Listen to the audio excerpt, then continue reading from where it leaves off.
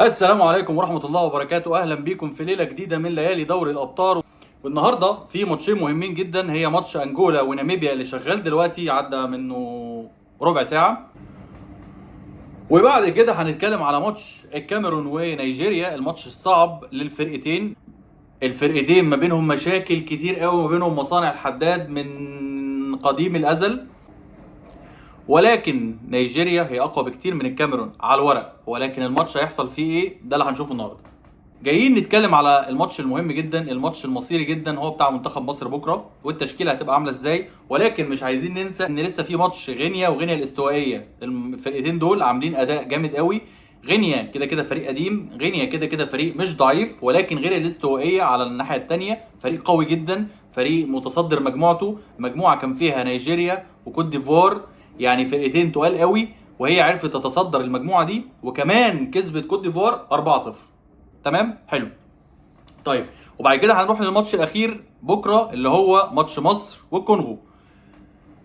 ماتش مصر والكونغو، طبعا استر يا رب، ربنا يستر علينا، يا رب يبقى فيه اداء كويس، يا رب اللعيبه تلعب حلو، الكلام ده كله يا ريت يعني.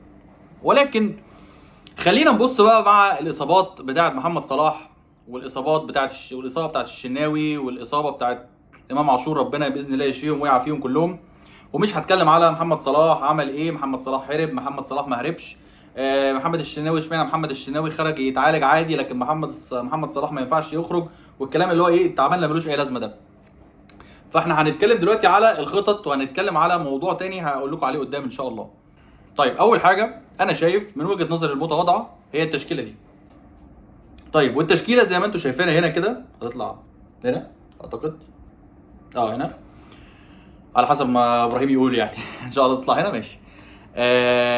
هيبقى محمد ابو جبل في حراسه المرمى، قدامه اتنين، محمد عبد المنعم واحمد حجازي. على الشمال احمد فتوح، على اليمين عمر كمال، قدامه اتنين، حمدي فتحي ومروان عطيه. تمام. في نص الملعب برضو في واحد على الشمال وواحد على اليمين. الشمال هو محمود حسن تريزيجيه، واليمين هو احمد السيد زيزو، واثنين قدام عمر مرموش ومصطفى محمد. انا بالنسبه لي مصطفى محمد هو المفروض يكون متقدم، وعمر مرموش ساقط لورا شويه. طيب، الخطه دي الخطه البديهيه، الخطه اللي اي حد ممكن بيشجع كوره في مصر واتفرج على المنتخب ده قبل كده هيقول الخطه دي هي المظبوطه. اول حاجه عايزها، او اول حاجه انا مش عايزها، ان انا اشوف محمد النني في الملعب. اكيد محمد النني ما ينفعش يلعب خالص. تمام. طيب، ايه اللي المفروض يحصل تاني؟ المفروض يحصل تاني ان حمدي فتحي يبتدي يرجع لمستواه اللي كان في النادي الاهلي، لان هو مستواه مختلف خالص دلوقتي، واقل بكتير جدا جدا جدا عن ما كان في النادي الاهلي. تمام. محتاج يعمل الزيادات الهجوميه اللي كان بيعملها مع كولر، ومروان عطيه يامن من ورا. ومروان عطيه اصلا هو مميز في فكره افتكاك الكوره، سواء بتاكلينج او سواء بفاول تكتيكي او ايا كان. ومروان عطيه برضو كويس جدا في موضوع تاني اللي هو تطليع الكره لقدام، طبعا بعد ما شفنا محمد النني بيعمل ايه، هو رخصته غالبا كانت على ورا يعني. حلو قوي. طيب، محمود تريزيجيه لازم يبدا الماتش، محمود تريزيجيه لازم يبدا الماتش. اتمنى طبعا الكلام ده من كل قلبي، واتمنى ان ممكن مثلا حد يكون بيسمعني من المنتخب مثلا، يمكن ولا حاجه، لان ده اول فيديو ليا، فممكن اللي هو ايه يعني اليوتيوب يقرر ان هو انا هزق الفيديو ده شويه فيوصل مثلا لحد من المنتخب. وطبعا انتوا قولوا رايكم في الكومنتات لو عايزين حاجات مختلفه عن كده يعني. بس ما اعتقدش ان حد فيكم عايز يلعب لمحمد حمدي مثلا اللي هو بيعمل اوفرات بس، اللي هو متعود، وانا المدرب قال لي ان انا ارفع بس، فانا ما بعملش غير كده. وطبعا محمد هاني اكذوبه كاس العالم للانديه. طيب، مصطفى فتحي لعيب كويس، لعيب محترم جدا، لعيب لما نزل في ماتش غانا عمل اداء كويس قوي. بس احنا اصلا كنا عندنا مشكله ان احنا اصلا ما بنلعبش زيزو عشان هو بيلعب مكان صلاح، فلما صلاح اتصاب المنطقي ان انا هنزل زيزو مش هنزل مصطفى فتحي. تمام تمام. طيب، احمد حجازي، محمد منعم، بعد اذنكم بعد اذنكم بعد اذنكم، مش عايزين سذاجه في الدفاع. انتوا عملتوا كوارث في الثلاث ماتشات اللي فاتوا، انتوا عملتوا حاجات غريبه قوي، وبالذات احمد حجازي. احمد حجازي اللي هو المفروض الراجل الكبير الكابتن الخبره، بيعمل حاجات غريبه قوي. ممكن هو مصاب، ممكن هو تعبان، ممكن الرطوبه شديده عليه، ولكن يا حجازي لو شايف ان انت مش جاهز، يعني اتمنى ان المدرب كمان يشوف ان انت مش جاهز، لو انت فعلا مش جاهز وينزل ياسر ابراهيم مكانك، لان ياسر ابراهيم ومنعم على الاقل لعبوا مع بعض في الاهلي، وياسر ابراهيم ومنعم كانوا فورمتهم حلوه جدا في كاس العالم للانديه. فبالتالي اتمنى ان ده يحصل، او لو حجازي طبعا سليم اكيد هيبقى اضافه كويسه قوي للمنتخب. احمد فتوح وعمر كمال، يا جماعه انتوا اصلا كنتوا انتوا الاثنين من نجوم المنتخب في النسخه اللي فاتت، فيا جماعه بعد اذنكم عايزين شويه رجوله في الملعب، لان انتوا الماتش اللي فات عملتوا اداء سيء للغايه. عمر مرموش انت كويس بس مش قوي، انت عملت احسن من كده، انت بتعمل احسن من كده في المانيا، وانت عملت احسن من الاداء اللي انت عملته في الماتش اللي فات ده، عملته في الشوط الثاني بتاع ماتش غانا. اداء كان كويس قوي، حاولت، رحت على الجون، حاولت تجيب اجوان، حاولت تشوط، خليت منتخب مصر شكله احسن انت ومحمود حسن تريزيجيه. ضغطت عليهم غلطوا، وده اللي هحتاجك ان انت تعمله ان شاء الله في الماتش بتاع الكونغو بكره. تمام؟ حلو قوي. طيب مصطفى محمد ربنا يبارك لك يا ابني ويخليك، لان احنا اخيرا بقى عندنا مهاجم بيخلص، اكيد بيضيع، مفيش مهاجم ما بيضيعش، ما شفتش مهاجم قبل كده بيضيعش، ولكن ده على الاقل بيجيب اجوان الحمد لله.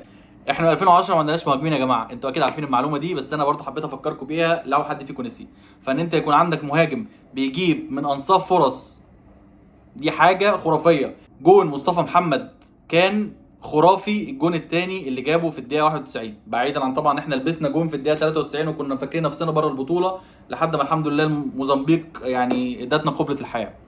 تمام؟ طيب ده كل اللي انا عايز اتكلم فيه على المنتخب المصري، واتمنى ما يكونش متغير عن كده، عشان اي تغير عن كده هيبقى اسمه عبث. تمام؟ طيب في حاجه تانية بقى انا عايز اتكلم عليها، وحاجه مهمه جدا جدا جدا. طيب الحاجه دي هي ايه؟ الحاجه دي ان هي يا جماعه محمد صلاح اتصاب، محمد الشناوي اتصاب، ماشي؟ مفيش اي داعي ان لحد دلوقتي يفضل ناس بتتكلم ان محمد صلاح ده راجل هربان، ده راجل جري، ده راجل بعد عن المنتخب لما لقاه هيقع والكلام ده كله. محمد صلاح المنتخب احسن من غيره، محمد صلاح ملوش لازمه، محمد صلاح ما وقفش جنبنا قبل كده والكلام ده. محمد صلاح كويس، محمد صلاح وحش، اللي عايز يشوف حاجه يشوفها براحتكم، انا ماليش دعوه. ولكن انا اللي طالبه من الناس دلوقتي كلها ان ممكن نبطل كلام على اي حاجه بتحصل في المنتخب دلوقتي، سواء محمد صلاح او محمد الشناوي او اداء المنتخب او اداء المدير الفني او اداء اتحاد الكوره او اختيارات المدير الفني، ونقف جنب المنتخب بس. يعني انا هفتح الماتش اتفرج عليه، هشجع المنتخب من قلبي، الماتش هيخلص هطلع اتكلم ماشي، هطلع اقول المنتخب كان وحش، المنتخب كان كويس، الاداء كان مش عارف ايه، تمام، مفيش مشكله خالص.